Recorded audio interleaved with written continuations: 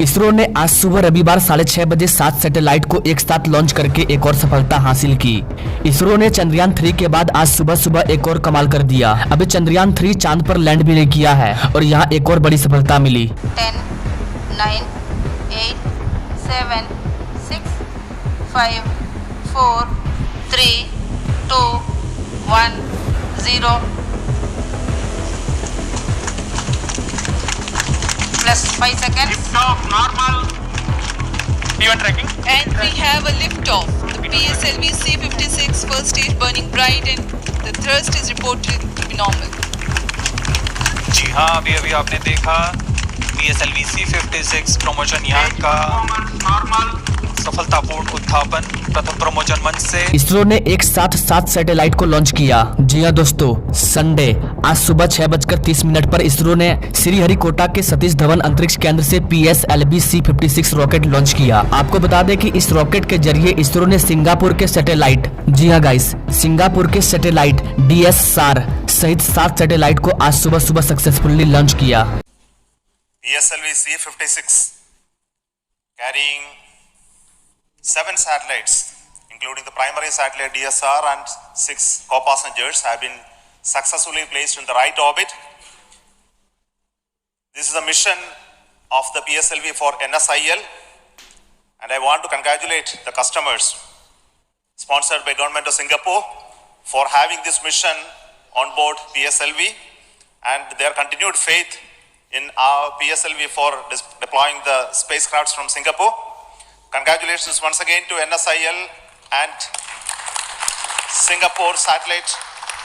Guys, Singapore कितना विकसित country है। सिंगापुर जैसे विकसित देश अपना सैटेलाइट लॉन्च कराने के लिए भारत आ रहे हैं। ये भारत के लिए बहुत ही अच्छे फ्यूचर का संकेत है। हमारे प्राइम मिनिस्टर का सपना आत्मनिर्भर भारत अब सफल होता हुआ नजर आ रहा है। दोस्तों, पूरी दुनिया को इस बात की डर है कि भारत जिस रफ्तार से आगे बढ़ रहा है, अगर इसी रफ्तार से आगे बढ़ता रहा तो सारे विकसित कंट्री को पीछे छोड़ देगा भारत। चंद्रयान 3 के बाद 7 सैटेलाइट की लॉन्चिंग, इसके बाद गगनयान मिशन को भी जल्दी अंजाम देने वाला है भारत। इस मिशन में भारत के द्वारा विकसित किए गए स्पेसक्राफ्ट में भारत पहली बार इंसानों को अंतरिक्ष में भेज रहा है। जी हाँ दोस्तों, भारत पहली बार इंसानों को अंतरिक्ष में भेज रहा है। वैसे तो भारत के बहुत से साइंटिस्ट अंतरिक्ष में या चांद पर जा चुके हैं, लेकिन वो या तो रूस के स्पेसक्राफ्ट से गए थे या फिर नासा के।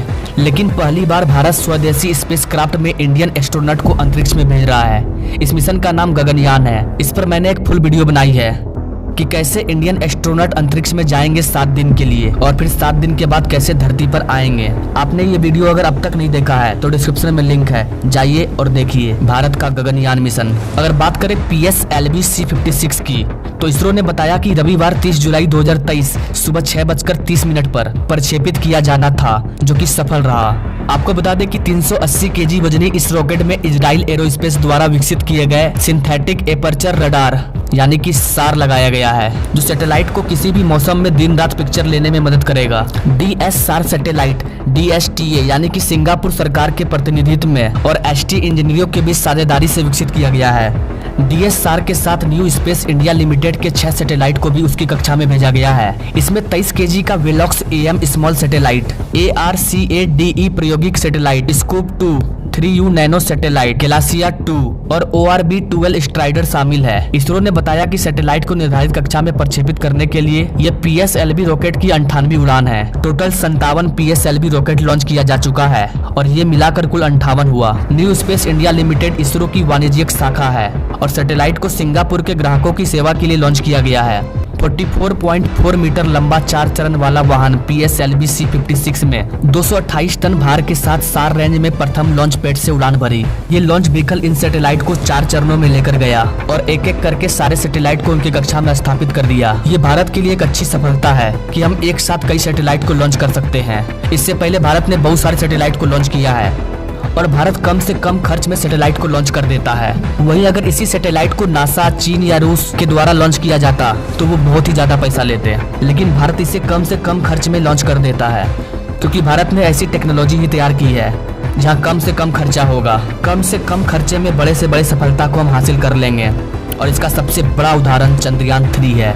चीन और अमेरिका को चांद पर भले ही जाने में कम समय लगता है, लेकिन उनका कॉस्ट भी बहुत ज्यादा आता है। और जिस फार्मूला को इस्तेमाल भारत कर रहा है, इसी फार्मूला का इस्तेमाल आने वाले समय में मंगल ग्रह या उनसे भी दूर वाले ग्रहों पर जाने के लिए किया जाएगा। आई होप कि गाइस आप इसरो के PSLV रॉकेट के बारे में जान पाए होंगे। अगर ये जानकारी आपको समझ में आई तो इसे अपने दोस्तों और फैमिली तक शेयर करना ना भूलें। मिलता है नेक्स्ट वीडियो में एक नई जानकारी के साथ, तब तक के लिए जय हिंद।